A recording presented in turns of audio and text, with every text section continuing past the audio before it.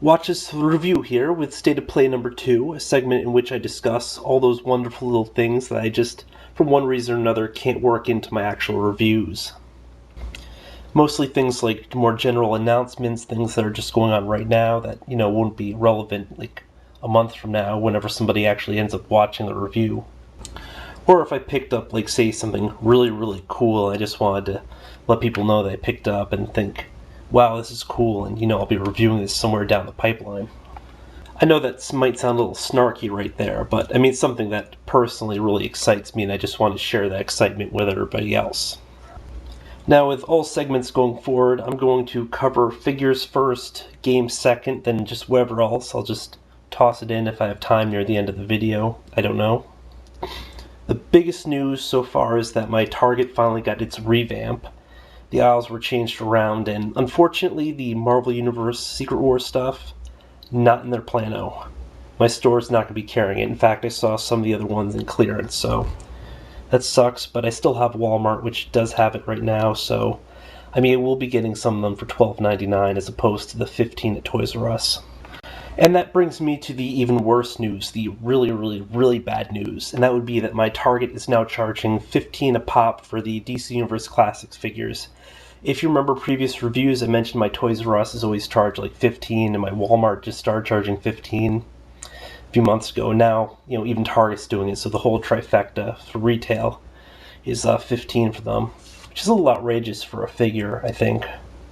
But I don't know how everybody else feels on the subject, whether or not they feel 15 is reasonable or not. But for a mass, kind of like a mass release thing, it's probably asking a bit much. For collectors will continue to buy it anyway. I know I'll probably still buy the figures I really want, but I'll think twice about just picking up entire waves. Which, by the way, is kind of stupid too, because my Target has gotten more stuff, but it's mostly the stuff from before Wave 9, so it's like some Atom Smasher stuff, and I think it was like a Giganta figure or two, and then some other stuff. My Toys R Us also is way behind. Walmart is currently up to the Wave 12 stuff, so my area just really never got the Wave 11, which isn't a huge deal, because, I really wanted the Jon Stewart, I wanted the Question, everything else I think I was a little bit lukewarm on. As of the rate hike, I will not be picking up Wave 12 except for Desaad. I've decided that instead I'm just going to buy the DC Superheroes Dark Side, because I wanted a Dark Side, and then whatever. Nothing else really struck me as being a huge get for Wave 12. Wave 13 I'll still pick up, including both the Cheetah variants. The Build-A-Figure Connect and Connect for that one's Trigon, which I'm into. Wave 14, I don't know what I'll do about that. I want the Zatanna, and I want the Ultra Humanite. And a few of the figures I'm kind of torn on. That will have to happen when it comes.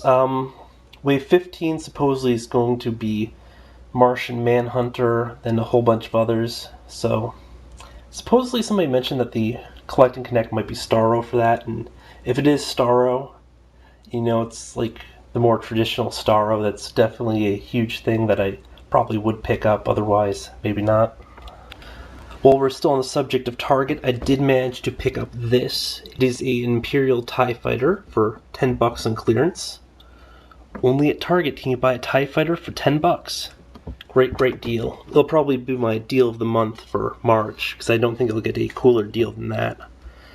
By the way, we'll have a deal of the month segment. I did a deal of the month for February, I just never got around to finishing up the video and then uploading it, so you can expect to see that at some point, probably before the end of March, hopefully. A deal of the month, by the way, is just a regular review, except for the catchier title. While we're still on the subject of Target, I did manage to pick up this. It is an Imperial TIE Fighter for $10 on clearance. Only at Target can you buy a TIE Fighter for $10. Great deal. It'll probably be my deal of the month for March, because I don't think it'll get a cooler deal than that. By the way, we'll have a deal of the month segment. I did a deal of the month for February, I just never got around to finishing up the video and then uploading it, so you can expect to see that at some point, probably before the end of March, hopefully. A deal of the month, by the way, is just a regular review, except for the catchier title. As for my local Toys R Us, it looks like they're still kind of in mid-migration between moving stuff between the aisles and everything, but they did get the retro action figures in. This is the Mattel line to emulate the old Megos. The first wave has the Lex Luthor, the Superman, the online-only Green Arrow, originally available in Matty Collector, the Green Lantern, and Sinestro. Wave 2 is going to be Two-Face, Batman, except for it has a Bruce Wayne head and a little cheap plastic cowl thing to put over it, Black Manta, and Aquaman. I've seen all the pictures, and I thought Lex Luthor probably would look the nicest, and when I was actually in stores, I wasn't sure if I was going to buy these or not, but I saw them. They do look a lot nicer than they do in videos, because I'd previously seen the Pop Culture Net or Mandalorian videos about the series, so they really don't do it justice, because these things really do look pretty damn cool in person. However, it is a $20 line, which again is kind of a little bit much for something like this, but I mean, if you're just buying one, it's not that big of a deal. I probably wouldn't pick up like the whole set though, although I probably wouldn't pick up the whole set anyway, so honestly it doesn't make too big of a difference. The one really weird thing though is they opted for Two-Face instead of Joker, so I'm not sure what the deal with that is. On to even cooler news though. When I was at Toys R Us, I also saw one of these.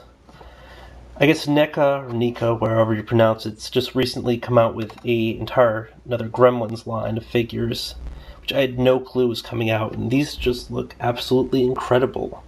I picked up the Mohawk. These are retailing for about $10 at my Toys R Us. I'm not sure if they'll be the same ears or not, but there are 4 figures in this wave. Actually, the Mohawk's the only one I thought looked fantastic. The Stripe looked kind of okay. Which one's the Stripe? Here we go, Stripe. And Gizmo looked absolutely terrible. I mean, it just really looked kind of clunky.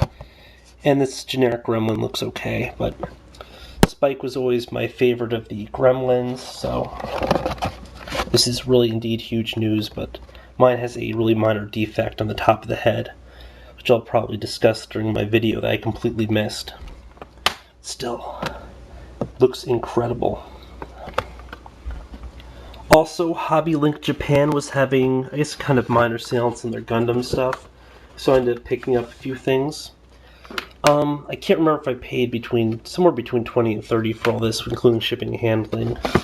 But as you can see, like, this is a full model, but once it's assembled, it's kind of like an action figure, so this will take me a while, so don't expect to see a review anytime soon. And I don't believe I'll assemble it on camera either, just because it would take forever. But I got the Strike Noir Gundam, which I'm not familiar with, but it looked really cool. And the Tall Geese 3 from the hell was Gundam Wing, which is one of my favorite suits on that show. And if you're ever wondering why McDonald's calls their little kids' meals Happy Meals, it's because you can get a miniature Darth Vader keychain in it. And let me just say, he looks absolutely adorable. It also looks like he comes with some sort of like a temporary tattoo or something. See, I'm even doing an unboxing in the middle of the video. You really get it all with these segments. But yeah, it looks really cool. It's hollow though, so it's kind of chintzy. I think you can probably open it up and do something with it. Yeah, it can actually hold something, I think, because it looks like it opens. But it has a little Vader tattoo, so if you ever want to use that for comic effect, it's available. And that about wraps things up for figures. Game-wise, I stopped in GameStop a few days ago, last week actually, and picked up some stuff I'd wanted for a fairly long time. Kuan. It's a supernatural survival horror set in the Himalayas. I originally saw this, I think, in like a New York GameStop, but then I was like, not sure whether or not to pick it up because I had no clue if it was any good, but it was a pain in the ass to actually find that. But it's mostly luck. I have Echo Night Beyond, which involves space ghosts, but no coasts. It's gonna be probably fun. This was on sale that week for $5. not much to say. I still have to play the first one, but figured I'd pick up the second one while it's cheap, then get the first one, then I'll play them back to back. Phantasy Star Universe. I played one of the Phantasy Stars on the Dreamcast. I liked it. Don't have access to a Dreamcast anymore, so I figured this would be kind of cool. And Endgame, which is a light gun title. Can never have too many light gun titles. Of course, the next day, because I got it on Wednesday, Mega Man 10 came out, and I haven't even touched any of those other than just to confirm that they work in case I need to return them, so Mega Man 10's eaten up a lot of time. Cool game. I also managed to pick up Hawks from Target for $10 on clearance. I mean, I saw some of the gameplay videos previously when I was debating whether or not to get this game for $20, and I was a little bit iffy, but with $10, you know, can't really go too wrong there.